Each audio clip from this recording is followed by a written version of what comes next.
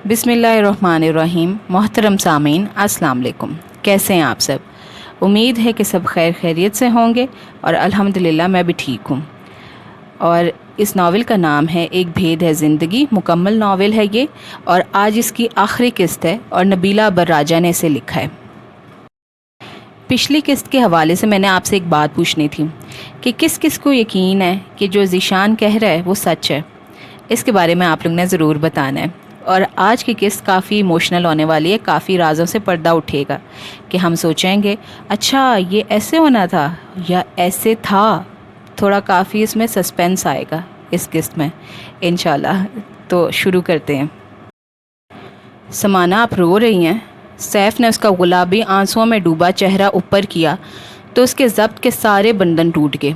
किसी का कंधा तो चाहिए था, चाहे वो साजिश में शरीक सैफ का ही होता। ईज़ी समाना, क्या हुआ है? परेशान हो गया वो। समाना उसका बाजू पकड़े हिचकियाँ ले रही थी। मैं बहुत ज़्यादा थक गई हूँ सैफ, गहरी नींद सोना चाहती हूँ, मैं नींद को तरस गई हूँ सैफ। ये जुमले कतन गैर इरादी तौर पर उसके लबों की गिरफ्त से आज़ाद हुए थे।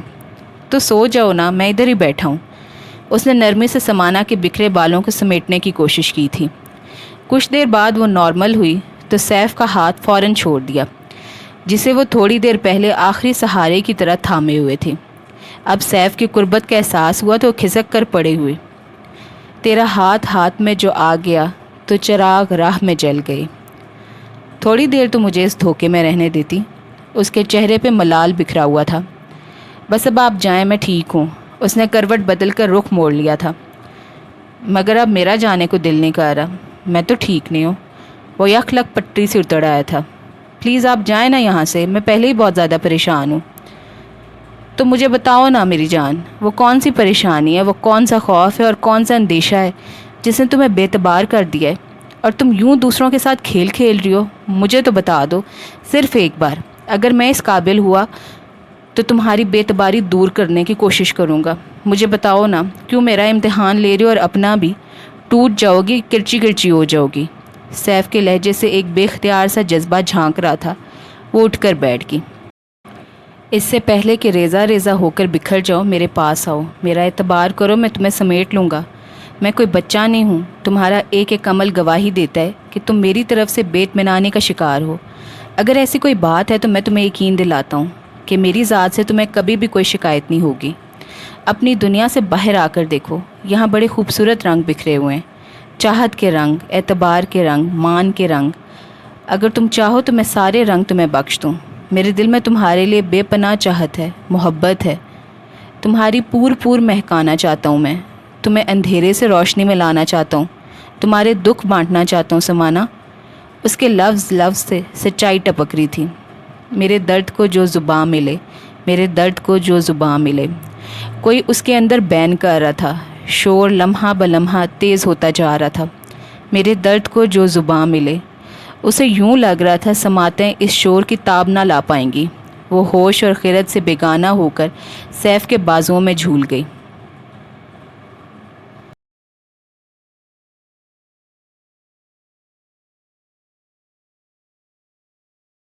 जवाहिर की तबीयत ख़राब हो रही थी। जाबिर उसे हॉस्पिटल ले गया था। अधेड़ उम्र नौकरानी भी उसके साथ थी। डॉक्टर ने कहा कि मरीज़ा को हम एडमिट करेंगे क्योंकि प्रेगनेंसी नॉर्मल नहीं है। अब 5 रोज़ से वो इस महंगे तरीन प्राइवेट हॉस्पिटल के VIP रूम में थी। उसके पास मुलाजमा के सिवा कोई नहीं था। अभी रिश्तेदारों ने मुकम्मल तौर पर उनसे नाराज़गी ख़त्म नहीं की थी। कभी कभार ही कोई आता। सो जाबिर ऑफिस से उठने के बाद जौहर के पास घंटा 2 घंटा ठहर कर घर आ जाता। आज गज़ब की सर्दी थी। 3 रोज़ से धुंध पड़ रही थी। जाबिर जौहर के पास आज तकरीबन आधे दिन रहा था। जौहर सख्त खौफजदा थी, पहली बार थी। वो कुछ ज़्यादा ही घबराई हुई थी। वो उसे तसल्लियाँ दिलासे देकर घर लौटा था। जौहर ने अमीना और समाना के बारे में ढेरों हदायत दी थी। जौहर जब हॉस्पिटल में थी दोनों मुलाजमों के रहमो करम पे थी। हर दूसरे रोज़ वो भी जौहर के पास से हो आती। ख़ास तौर पर समाना जौहर को काफ़ी मिस कर रही थी, पर अमीना ने काफ़ी हद तक उसे भुला लिया था। बहला लिया था। फिर कुछ ही रोज़ में जो बेबी आने वाला था उसकी वजह से भी वो काफ़ी पुरजोश हो रही थी। امینہ کے اسکول میں ایک فنکشن ہو رہا تھا. اس سلسلے میں ایک ڈرامہ سٹیج کیا گیا تھا جس میں امینہ نے بھی حصہ لیا تھا. اسے ڈرامے کا مرکزی خیال ایک گیت کی صورت میں پیش کرنا تھا. اس گیت کی ریہرسل وہ کافی روز سے کر رہی تھی تاکہ کوئی کمی نہ رہے. کل فنکشن تھا. وہ گھبرا کر ٹیپ ریکارڈر میں اپنی آواز ریکارڈ کر کے بار بار سن رہی تھی. دوسری کیسٹ میں اس کے پاس گلوکارہ کی آواز تھی. وہ دونوں کا کئی بار موازنہ کر چکی تھی. اب بھی وہ گنگنا رہی تھی. جابر ہاسپٹل سے لوٹا تو مغرب کی اذان ہو چکی تھی. رات بڑی تیزی سے اپنے پر پھیلا رہی تھی. امینہ اور سمانہ کہیں بھی نظر نہیں آ رہی تھی. وہ سیٹنگ روم میں آیا. امینہ ٹیپ ریکارڈر لگائے گاتے ہوئے بڑی مگن سی تھی. اسے اپنے ارد گرد کا ذرا بھی ہوش نہیں تھا. جابر نے اسے بڑے غور سے دیکھا تھا. وہ ابھی بچپن کی آخری دہلیز پہ کھڑی تھی. میرے درد کو جو زباں ملے، میرا درد نغمہ بے صدا. آنکھیں بند کیے وہ جذب کے عالم میں گنگنا رہی تھی. کتنی سریلی آواز تھی امینہ کی. اس کا اندازہ جابر کو آج ہوا تھا. جو مجھے یہ راز نہاں ملے، میری خاموشی کو بیاں ملے. اس نے گاتے ہوئے ہاتھوں کو الفاظ کے مطابق حرکت دی تھی. جابر کے ہونٹوں پہ ایک عجیب سی مسکراہٹ آ گئی جس کا مطلب صرف اسے ہی پتہ تھا. اسے شروع سے ہی کم سن بچیاں اچھی لگتی تھیں. دل چاہتا تھا انہیں توڑ پھوڑ دے. کھیل تو بہت کھیلے تھے اس نے، مگر توڑ پھوڑ کی حسرت باقی تھی. پاپا جاب پہ چلے جاتے تھے. وہ شروع سے اسکول لیول تک ہاسٹل میں رہا تھا. پاپا نے اپنے سر سے ذمہ داری اتار دی تھی. گویا شروع کے چند دن تو وہ بڑا سہما سا رہا تھا، کیونکہ مما کے بعد اسے پاپا کے پاس رہنے کی عادت جو نہیں تھی. کلاس 4 سے انہوں نے اسے گھر سے دور اس ہاسٹل میں ڈال دیا تھا. اسے کلاس 9 کے اسٹوڈنٹ رضوان نے اس نئے کھیل کے بارے میں بتایا تھا. اس کا پہلا تجربہ جابر نے چھٹیوں میں گھر آ کر صفائی کرنے والی ماسی عطیہ کی بیٹی کے ساتھ کیا. دوسری بار وہ گھر آیا تو ماسی عظمت اور اس کی بیٹی نہیں تھی، مگر محلے اور آس پڑوس میں تو بہت سی بچیاں تھیں. میٹرک تک وہ پکا کھلاڑی بن چکا تھا اور نئے نئے گربے سیکھ چکا تھا. تب اس نے جواہر کو دیکھا. بڑی جلدی وہ اس کی باتوں میں آ گئی تھی. وہ دن بدن اس کا اسیر ہوتا چلا جا رہا تھا. حالات کچھ ایسے ہوئے کہ جواہر کی اس کے ساتھ شادی ہو گئی. وہ اپنے فعل پہ کچھ زیادہ شرمندہ نہیں تھا. آئے روز اس کی طبیعت خراب رہتی تھی. پاپا 2 ہفتے سے اپنے دوست کے پاس پشاور گئے ہوئے تھے. ادھر جواہر ہاسپٹل میں تھی.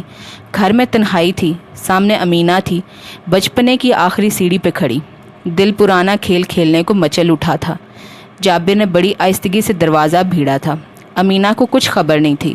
وہ گانے کی ریہرسل میں پوری طرح مگن تھی. سمانہ جابر کے کمرے میں ٹی وی دیکھتے دیکھتے سو گئی تھی. کارٹون چل رہے تھے. وہ بیڈ پہ چڑھ کے کمبل میں گھس گئی تھی.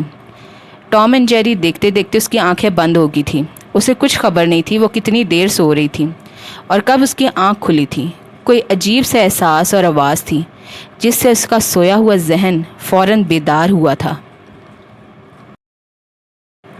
اشر نے تھوڑی دیر پہلے گھر سے اسے پک کیا تھا. وہ آفس جانے کی تیاری میں تھی جب اشر آیا. 4-5 روز اس کی طبیعت شدید خراب رہی تھی. آفس جا ہی نہ پائی تھی. مینیجر صاحب کوئی ضروری بات اس سے کرنا چاہ رہے تھے جب وہ آ دھمکا. سمانہ میرے ساتھ چلو، سیف نے بلایا. وہ فوراً سوچے سمجھے بغیر اس کے ساتھ ہو لی. اپنی گاڑی گھر چھوڑ کر وہ اشر کے ساتھ ہو لی. اپنی گاڑی گھر چھوڑ کر وہ اشر کے ساتھ بیٹھ گئی تھی. وہ کبھی بھی سیف کی ایجنسی نہیں گئی تھی، نہ ہی اسے پتہ تھا اس بارے میں. اشر اجنبی راستوں سے گزر رہا تھا. اس نئے تعمیر شدہ گھر سے وہ بالکل نا واقف تھی، جہاں اب اشر نے گاڑی روک کر اسے اترنے کا اشارہ کیا تھا. اشر بھائی یہ سب کیا ہے؟ نیچے اترا سمانہ.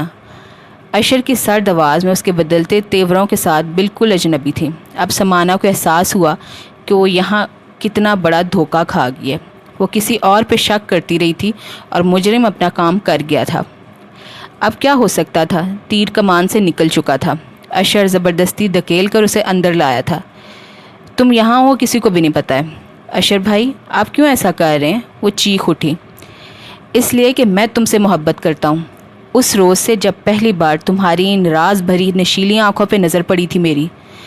پہلے ذیشان درمیان میں آیا، اس کا پتہ تو میں نے صاف کر دیا تمہاری برین واشنگ کر کے، مگر سیف والا معاملہ ہاتھ سے نکل گیا.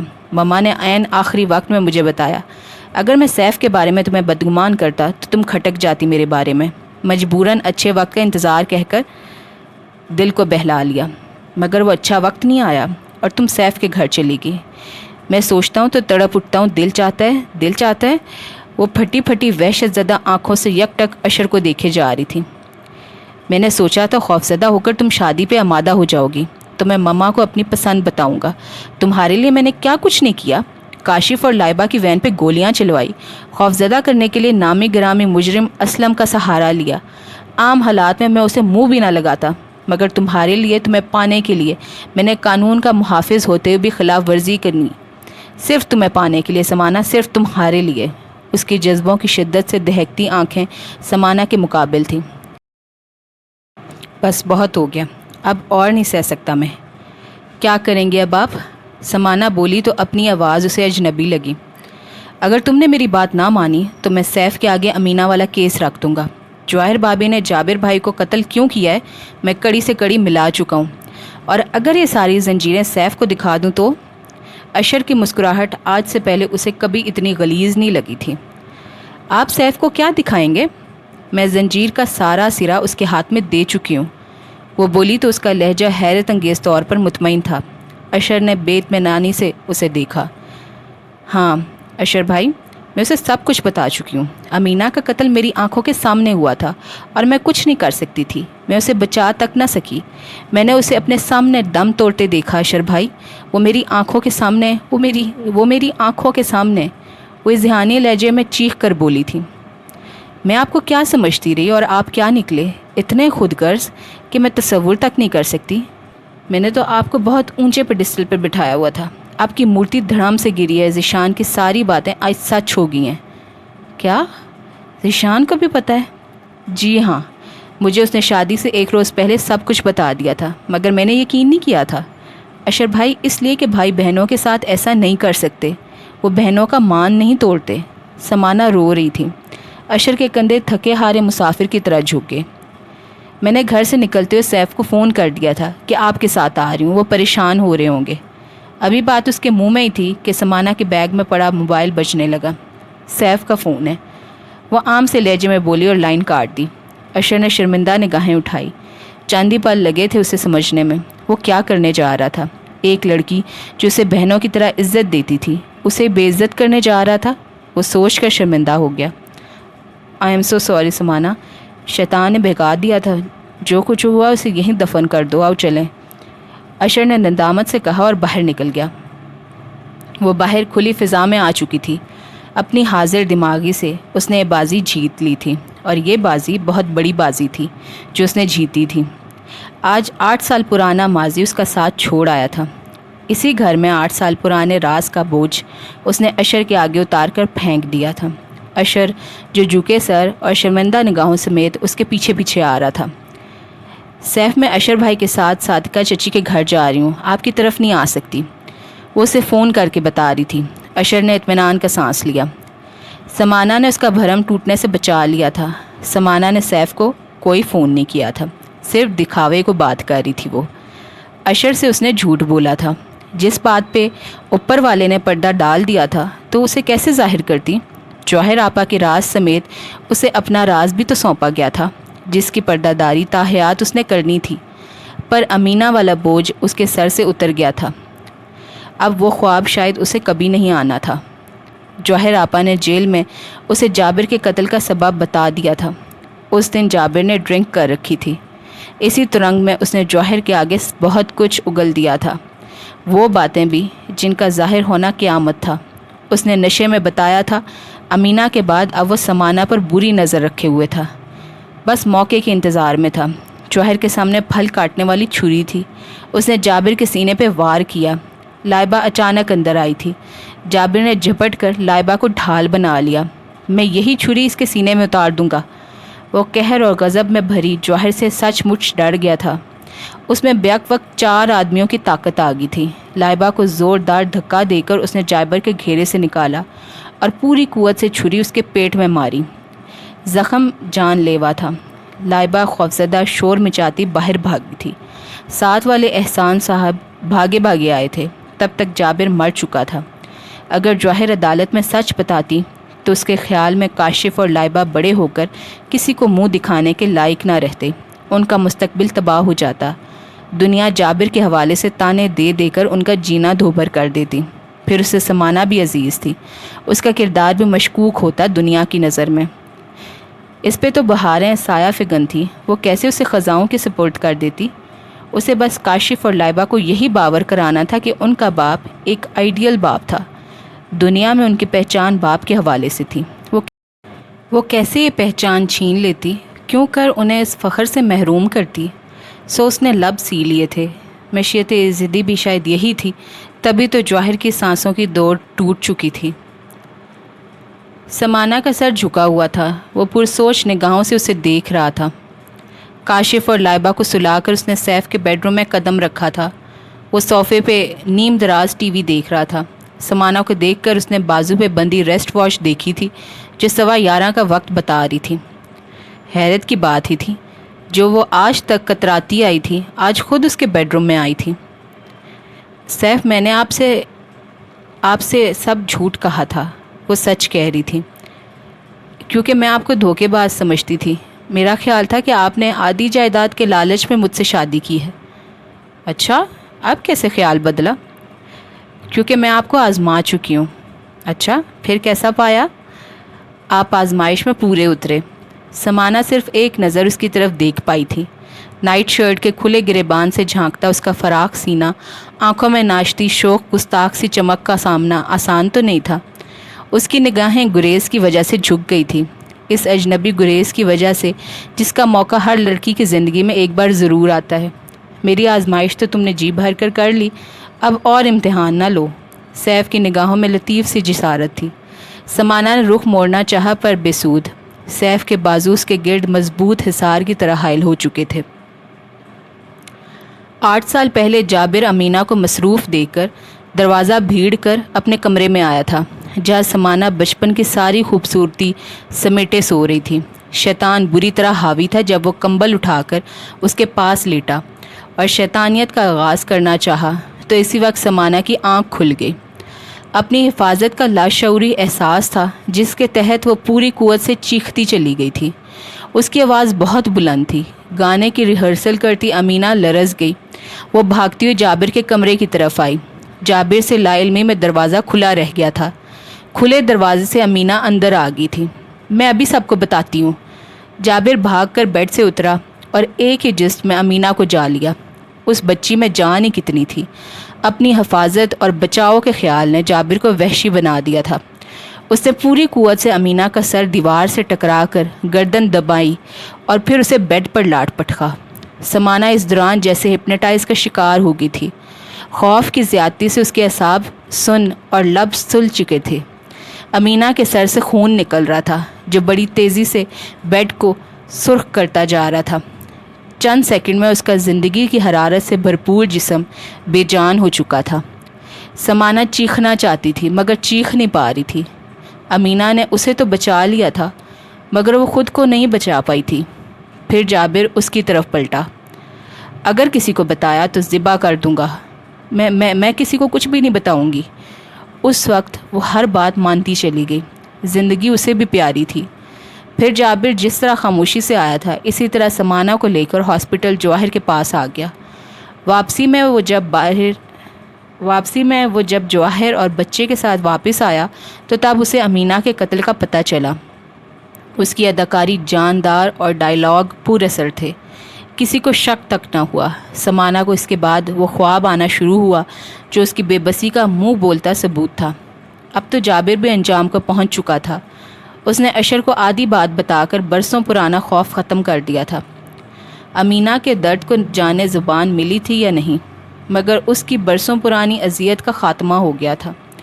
سیف کے سینے پہ سر رکھے وہ پرسکون نیند سو رہی تھی، جہاں امینہ بادلوں کے سنگ شرارتیں کر رہی تھی، مسکرا رہی تھی۔ اس نے جھانک کر سمانہ کی طرف ہاتھ ہلایا تھا۔ جواباً سمانہ کے لب سوتے میں مسکائے تھے۔ اس کے ساتھ ہی یہ ناول مکمل ہوا۔ آج لاسٹ ایپیسوڈ تھی ایک بھید ہے زندگی ناول کی، اور نبیلہ براجہ نے بہت ہی خوبصورت انداز میں اس کو لکھا ہے۔ شارٹ ناول تھا لیکن بہت ہی سبق آموز تھا اور بہت ہی ایموشنل تھا۔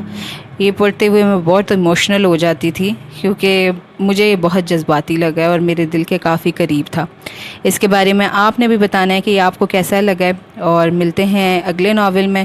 چینل پہ نئے ہیں تو اس کو سبسکرائب کیجیے گا، لائک کیجیے گا اس ویڈیو کو اگر پسند آئی ہے، اور اپنے فیڈ بیک سے ضرور آگاہ کیا کریں، بہت اچھا لگتا ہے، بہت خوشی ہوتی ہے، اور اس کو شیئر بھی کیجیے گا۔ ملتے ہیں اگلے ناول میں انشاءاللہ۔ اللہ حافظ۔